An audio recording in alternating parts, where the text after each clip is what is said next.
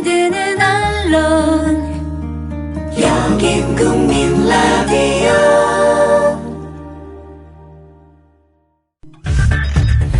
이강윤의 오늘, 이제는 정가 산책으로 함께합니다. 정치권 동향 생생하게 풀어드릴 분은요. 네, 한국일보 양정대 기자, 안녕하세요. 네, 안녕하세요. 세월호 국정조사 특위 파행 건은 저희가 앞에서 두 번에 걸쳐서 소상히 다뤘으니까 네네. 그건 좀 건너뛰는 걸 양해해 주십시오. 네.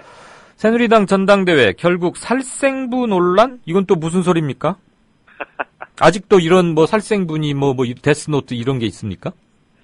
글쎄요, 이게 참 옆에서 보기엔 정말 어이없는 일인데요. 네. 며칠 전에 새누리당 유력 당권주자인 비주류 김무성 의원이 한 강연에서 이 친박 주류 인사들이, 친박 실세들이 내가 당대표 되면 나 흔들어가지고 3개월 안에 끌어내리겠다고 한다. 뭐 이런 얘기를 하면서 굉장히 좀 친박 실세들, 친박 주류를 향해서 아주 나를 그렇게 세웠던 적이 있었습니다. 예. 그랬는데 이제 그 과정에서 지금 뭐 워낙 양쪽이 서로 이렇게 신경전이 치열하다 보니 뭐 누가 누구를 향해서 어떤 얘기를 했느니 뭐 이제 이런 소문 이런 것들이 서로 뭐 양쪽의 논평을 통해서 마치 사실인 양 이렇게 서로 이제 오가고 있는 그런 상황인데 한 언론에서 이 양쪽에서 살생부를 만들었다. 그러니까 그 김무성 의원이 그렇게 친박 실세 나를 3개월 안에 끌어내리겠다고 얘기한 그 사람을 손보겠다. 이런 식으로 해서 내가 김무성 후보가 당대표가 되면 이 친박 3인 혹은 5인 이거를 이제 친박 5적이니 친박 3적이니 이렇게 규정을 하고 이 사람들은 반드시 손볼 대상자 리스트를 만들었다. 이제 이런 보도가 나왔는데요. 예, 예. 이것 때문에 지금 한바탕 굉장히 지금 소란스러운 그런 상태입니다. 3적, 5적. 김지아 5적이 생각나네요. 글쎄 말입니다. 지금 그게 더 좀 그 상황이 앞으로도 좀 시끄러울 수밖에 없어 보이는 게요. 지금 서청원 의원 쪽이 아무래도 아직은 네. 좀 쫓아가는 입장 아니겠습니까? 그렇죠. 그러다 보면 이 친박 주류들의 표를 이제 함께 좀 모으는데 한데 모으는 것을 주요한 득표 전략으로 삼을 수밖에 없을 거고요. 예. 그렇게 되면 이 김무성 의원이 결국은 이 친박들을 정면으로 겨냥하고 있다. 네. 이런 쪽으로 포커스를 맞춰서 공세를 펼 가능성이 굉장히 높지 않습니까? 예, 예. 그렇게 보면 이 살생부는 어떻게 보면 아주 호재인 그런 소재가 될 수 있는 거죠. 야. 이게 이제 특히나 서청원 후보 쪽에서 살생부 얘기를 먼저 한 게 아니고 이게 언론 보도를 통해서 먼저 나왔기 때문에 뭐 서청원 의원 쪽에서는 아주 별 부담 없이 그 얘기를 지금 적극적으로 하면서 어떻게 보면 좀 상황을 즐긴다고 해야 될까요?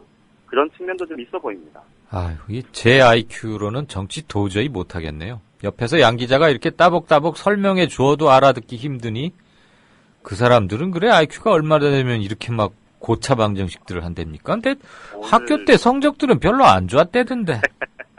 오늘 서청원 후보 쪽에서 예. 재밌는 논평이 또 하나 나왔는데요. 뭐요? 이게 이제 살생부 논란의 연장선상인데 이 살생부 논란과 관련해서 이제 처음에 제가 말씀드렸던 게 그 며칠 전에 김무성 후보의 3개월 관련한 뭐 그런 발언이었다고 제가 말씀을 드렸잖아요. 예. 근데 그게 이제 발언이 보도가 되니까 서 의원 쪽에서 도대체 근거가 뭐냐? 그 실명을 밝혀라 이렇게 얘기를 하니 김무성 후보 쪽에서 아니 아는 사람은 다 아는 얘기냐 아니냐 이렇게 반박을 했단 말이죠. 네. 그랬더니 오늘 그 서천 후보 쪽에서 어떤 논평이 나왔냐면 만약에 알만한 사람은 다 안다. 만약 이런 식으로 김 후보 쪽에서 얘기한다면 과거에 김 후보가 사석에서 기자들과 만나서 박근혜 대통령에 대해서 어떤 비판을 어떻게 했는지 무슨 표현까지 써가면서 했는지에 대해서 알만한 사람은 다 안다. 이런 얘기 안 나오란 법 있느냐. 예. 이렇게 지금 치고 나왔어요. 아유, 그러니까 실제로 보면 김무성 후보가 사실은 그 주변에서도 사실 캠프에서도 말실수를 가끔씩 하는 편이다. 뭐 이런 거를 인정을 하고 있는데 예. 그런 것과 관련해서 이제 어떻게 보면 좀 약간은 좀 지저하다고 해야 될까요? 아니, 얼마 전에 이전 투구 안 하기로들 했잖아요. 예.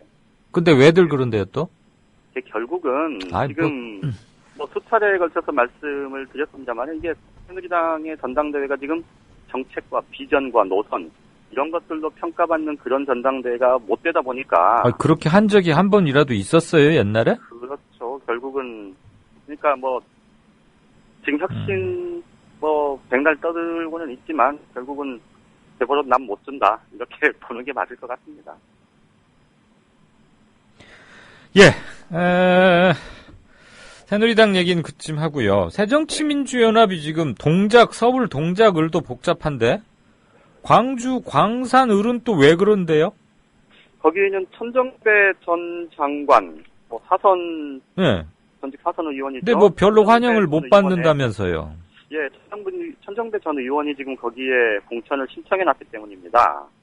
이게 누차에 걸쳐서 여러 지적들이 나왔습니다만은 사실 지금 새정치민주연합도 전략공천, 또 중진 전직 의원들, 그러니까 당의 중진급 사람들, 그 사람들의 역할, 이런 것들에 대해서 좀 논란들이 많은데, 이 천정배 의원이 사실 경기에서 사선 의원을 하지 않았습니까? 그랬죠.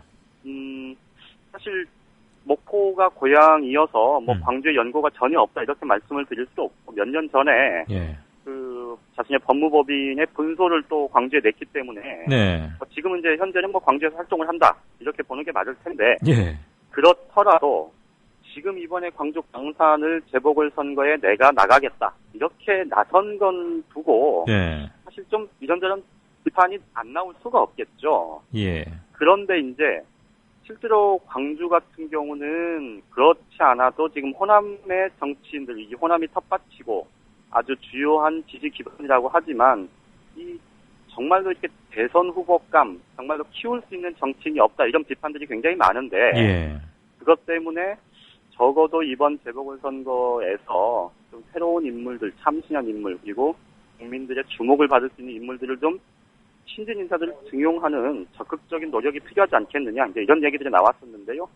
그런데 사선에 이 적극적인 대선 후보로도 나섰으니까요. 조직력도 있고 인지도도 높은 천정배 전 의원이 이렇게 떡하니 출사표를 내니까 여기가 정리가 안 되는 겁니다. 지금. 그래서 이제 결국은 오늘 당 지도부가 김한길, 안철수 두 공동대표가 대체로 천정배 전 의원에게 좀 불출마를 좀 요구하는 그런 쪽으로 의견을 일단 대충은 모았다고 합니다. 빠져줘라.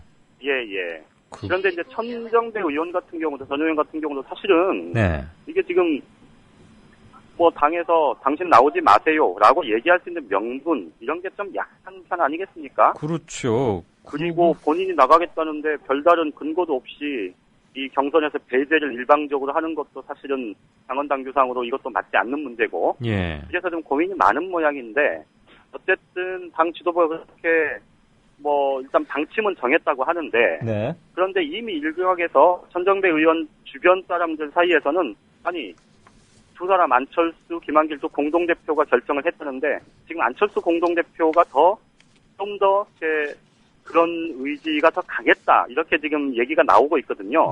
그러다 보니까 아니 자기 사람은 광주에도 전략 공천하고 지금 동작을해도 심으려고 하면서 왜 나는 안 된다는 거냐 이렇게 반발이 지금 나오고 있다는 거예요. 이거 복잡하네요. 어떻게 정리될지는 좀 더 지켜봐야 되겠지만 새정치민주연합이라고 해서 지금 상황이 아주 녹록해 보이지는 않습니다. 그렇네요. 여당은 살생부, 야당은 본향, 근거지라고 할 수 있는 곳에서 정치 거물과 좀 미묘한 상황. 오늘 얘기 잘 들었습니다. 고맙습니다. 고맙습니다. 지금까지 한국일보 양정대 기자였습니다.